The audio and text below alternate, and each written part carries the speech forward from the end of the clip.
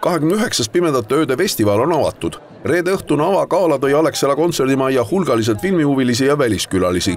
Nimelt saabub meie pealinna festivali ajaks suurusjärgus 1700 väliskülalist rohkem kui 50 riigist. Festivali programmis linastub ligi 500 erineva žanri ja pikkusega linateost 79 riigist. Toimub 111 maailma esmaesitlust. Tänavune PÖFFi aasta on pühendatud Kataloonia filmikunstile. Kogu selle Hispaania filmikunstis tervikuna katalanidel on täita tegelikult päris suur ja põhjalik roll, et juba ainuüksi nende aastaproduktsioon on 100 filmiringis. Ja seal on nii palju tohutult andekaid filmitegijaid ja näitajaid ja nad teevad filme tegelikult, no me ise ka avastasime, ausalt, me hakkasime vaatama ja sellepärast see programm on ka nii ulatuslik, et seal on kõik võimalikud žanrid, filmiliigid, eksperimentaalfilmid, väga sügavad arthouse'id, suured filmid, horrorfilmid, no ühesõnaga ainult mida veel, kõik, kogu filmikunsti nagu selline skaala on tegelikult esindatud seinast seina. Siin näide ühest Kataloonia filmitegijate teosest, nimelt PÖFFil esilinastub Luis Minarro sellel aastal valminud teekonnafilm Häda väljapääs.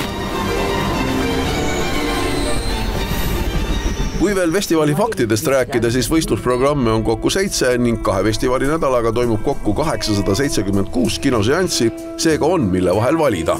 Jahtige palun kõiki neid maailma esilinastusi ja rahvusvahelisi esilinastusi, sest et need on need filmid, mis lähevad meie festivalilt lendu.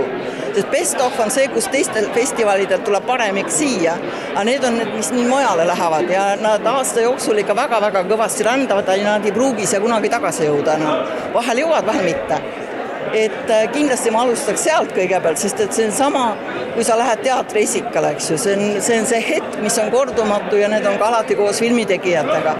Eile õhtul aset leidnud festivali avalkaalal tunnustati elutöö preemiaga 85-aastast Leedu näitlejat Joosas Budraitist, kes on osalenud kokku 120 linateoses, sealhulgas ka 2 Eesti režissööri filmis. Teda sidus pikk sõprus Lempit Hulpsakiga, viimati väisas Vanaare Eestit 2017. aastal. Labai gaila, bet šiuo metu tikrai nebeturiu tų draugų, visi išėjo. Ir labai gailestauju, kad aš negaliu su jais šiandien susitikti ir kartu pabūti, pasidžiaugti šitą šventę. Deja jų nėra jau.